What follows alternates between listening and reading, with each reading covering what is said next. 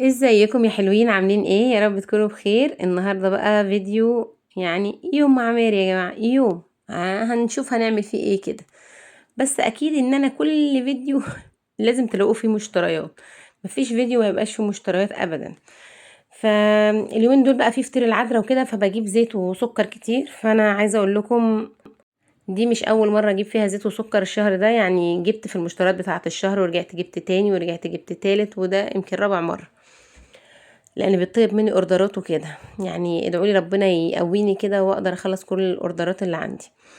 ازازتين الزيت دول، الازازه لتر ب75 جنيه، يعني الاتنين ب150. كيسين السكر الكيس ب25، الكيسين دول ب50. واشتريت باكو شاي الوردة ده ب50 جنيه. عايزة اقول لكم ما كانش عندي شاي نهائي، يعني كنت عايزة اشرب كوباية شاي. يعني شوفوا، باكو الشاي اللي كان قبل ده فضل عندي بتاع 5 6 شهور. احنا مش قوي، مش كيفين قوي في الشاي، بس ممكن يعني كل في اليوم ممكن نشرب كوباية شاي، ممكن كل يومين عادي، بس يعني يبقى موجود.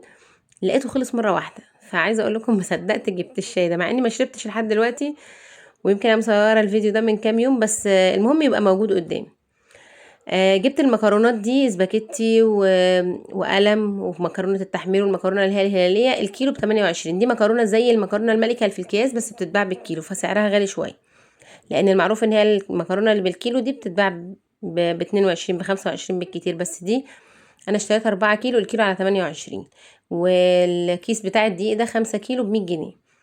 وما كانش عندي ولا بطاطسايه ولا طماطمايه، فجبت 4 كيلو بطاطس. الاتنين كيلو ب45، يعني ال4 كيلو ب90. وجبت الطماطم الكيلو ب15، اشتريت 3 كيلو ونص ب50.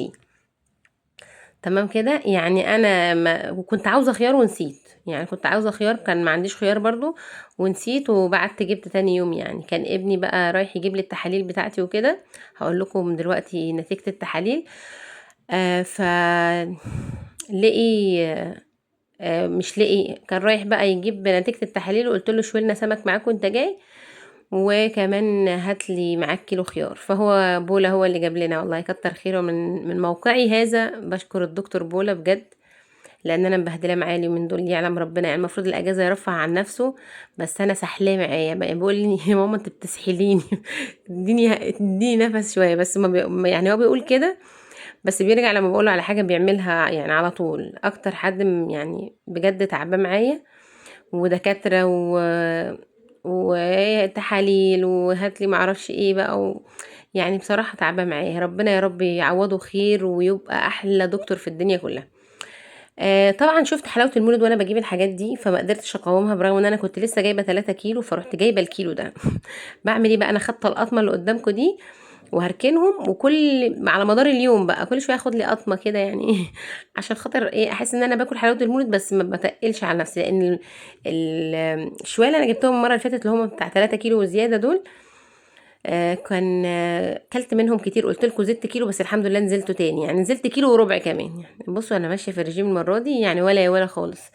فادعوا لي اكمل على خير، لان هقول لكم دلوقتي ايه اللي حصل في التحاليل وايه الدنيا، وايه المشاكل اللي عندي، وايه المشاكل اللي مش عندي. وانا كنت مفكره عندي مشاكل كتيره وطلعت الحمد لله خير يعني. بس خلينا نشوف المشتريات دي. دول شويه حلاوه مولد برضو جيراننا كانوا جايبينهم لنا، فحطيتهم كلهم كله بقى، واللي كان فاضل من المره اللي فاتت والمره دي، وكله على بعضه كله في العلبه دي، عشان الم كل الليله دي. كل شويه كل كيس فيه حبه حبه حبه، فقلت تعالوا حبوا بعض في الكيسه دي، فحطيتهم كلهم مع بعض في العلبه دي قصدي.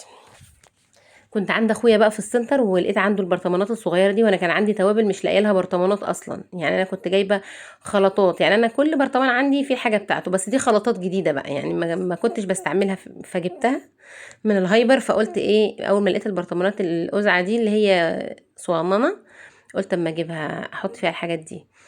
وكنت عايزة تاني، يعني انا جبت 4 ولقيت نفسي كنت محتاجة 2 تاني، بس ما علينا، يعني نص العمى ولا العمى كله، بدل ما كله كان في اكياس كياس كياس. المهم اللي انا حطيتهم هناك دول اللي غطاها رصاصي دي إن اسمها بهارات الشرق الاوسط بتاعه البطاطس، وبتتحط على اي حاجه، بتتحط على تتبيله السمك وتتبيله الكفته وتتبيله اي حاجه. اللي انا عرفته ان بهارات الشرق الاوسط دي ممكن تستعملها في اي حاجه، هي خطيره خطيره خطيره. يعني بنحطها على البطاطس المقليه، طعمها حلو قوي. ودي بهارات كفتة، وفي بهارات شاورما، وفي بهارات حواوشي.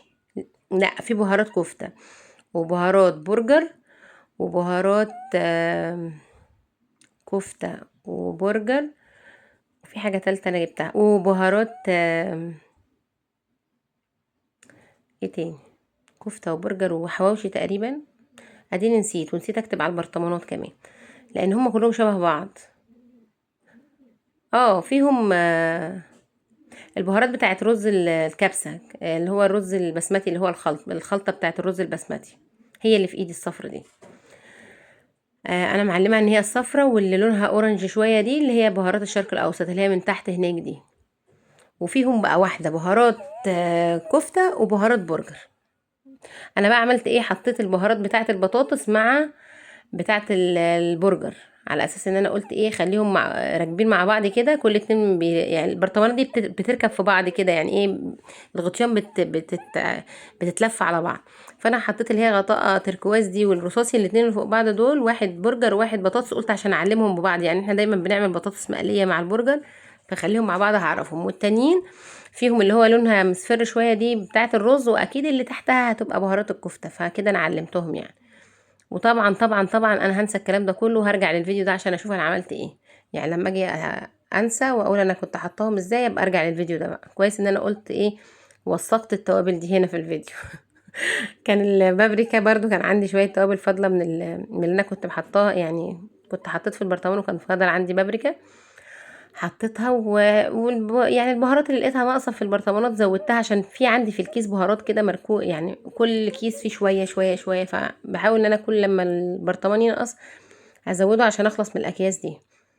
انا حاسه انتوا تهتوا معايا، وانا حاسه ان انا تهت، بذلت مجهود على ما فهمتكم او قلت لكم على موضوع البهارات ده. بقى الاير فراير اللي انا جبته اللي هو تاتش، ايه رايكم فيه بقى؟ لو حد جاي بيقول لي ايه رايي فيه، المفروض انتوا اللي تسالوني ايه رايك فيه يا ماري. هو حلو جدا، شويت فيه فرخه قبل ما نصوم كانت تحفه، شويت فيه البطاطا دي كانت جميله جدا، شويت فيه او حمرت فيه بتنجان كان برضو خطير، ما اثرش معايا لحد دلوقتي. كل الحاجات اللي انا عملتها فيها، انا هنا كنت لسه بجرب اول مره اشغله، فما كنتش عارفه الدنيا بتتظبط ازاي، بس عرفت كل حاجه الحمد لله. هو حلو جدا. انا نسيت اجيب لكم لقطه البطاطا بقى بعد ما اتشوت، لان كان شكلها مغري، فحطيناها وكلناها على طول. في اليوم ده اتغدينا كشري، وكنت عامله شويه كشري ايه ولا يا ولا. لو عاوزين الطريقه بقى، لو انتوا حابين تجربوا الكشري اول مره مش مصريين يعني، او لو انتوا مصريين وحابين تسمعوا تكات جديده للكشري، ادخلوا على قناه تكات ماري في المطبخ وشوفوا الوصفه دي، هتلاقوا كشري بشكل جديد وبتكات جديده، وهتعملوا شويه كشري ما اكلتهمش في حياتكم قبل كده. لو مش عرفتوا توصلوا لقناه تكات ماري اول فيديو، اكتبوا لي في التعليقات وانا ابعت لكم الرابط. بالنسبه للتحاليل يا جماعه، الحمد لله التحاليل بتاعتي طلعت كويسه، ما فيهاش اي حاجه خالص.